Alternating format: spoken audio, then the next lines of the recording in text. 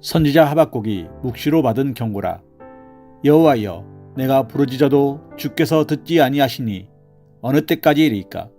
내가 강포로 말미암아 외쳐도 주께서 구원하지 아니하시나이다. 아멘. 하박국 선지자는 하나님을 향하여 하소연하고 있습니다.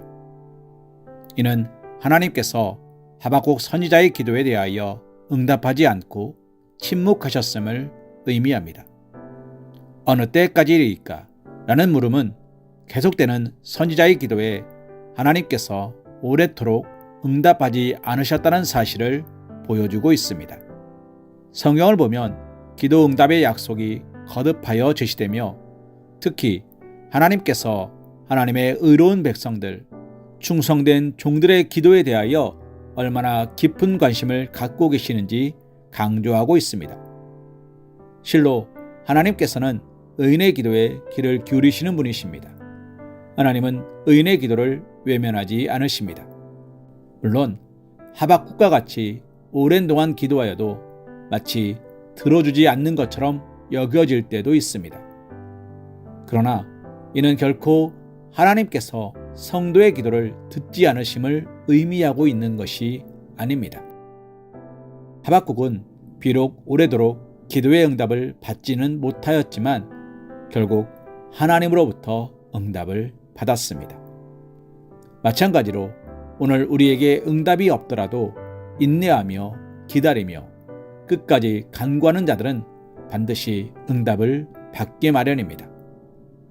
그러므로 사랑하는 성도님, 하나님께 기도하고 그 응답이 지체되는 것으로 인하여 기도하기를 포기해서는 안 되는 것입니다. 그러나 하박국의 경우에서 볼 수 있는 것처럼 때때로 성도들의 기도에 하나님께서 응답을 지체하시는 것이 사실이며 그로 말미암아 성도는 낙심하기도 하고 때로는 마음의 고통을 당하기도 합니다. 다윗은 하나님을 절대 신뢰하며 수없이 하나님께 기도 응답을 받은 사람이지만 때로는 큰 위기에 처한 중에도 오래도록 하나님의 기도 응답을 받지 못하여 내 하나님이여 내 하나님이여 어찌 나를 버리셨나이까? 어찌 나를 멀리하여 돕지 아니하시오며 내 신음소리를 듣지 아니하시나이까? 내 하나님이여 내가 낮에도 부르짖고 밤에도 잠잠하지 아니하오나 응답하지 아니하시나이다 하고 호소하기도 하였습니다. 이처럼 하나님께서는 의인의 기도에 대해 응답하시면서도 때로 그 응답을 지체하실 때가 있습니다. 그렇다면 사랑하는 성도님, 하나님께서 왜 성도들의 기도에 지체하시는 것일까요? 여기에 대해서는 두 가지 생각해 볼 수 있습니다.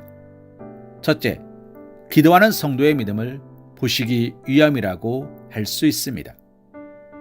하나님은 성도들이 끝까지 하나님에 대한 믿음을 포기하지 않고 하나님을 의지하는지 보시기 위하여 기도에 대한 응답을 지체하시는 것입니다.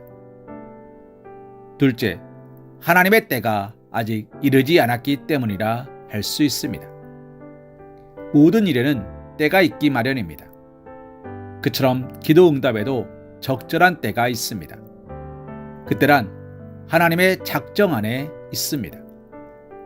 하나님께서는 성도의 기도에 대하여 이미 응답할 준비를 하고 계시지만 그 응답으로 가장 큰 효과를 거둘 수 있을 때가 이를 때까지 응답을 지체하시는 것입니다.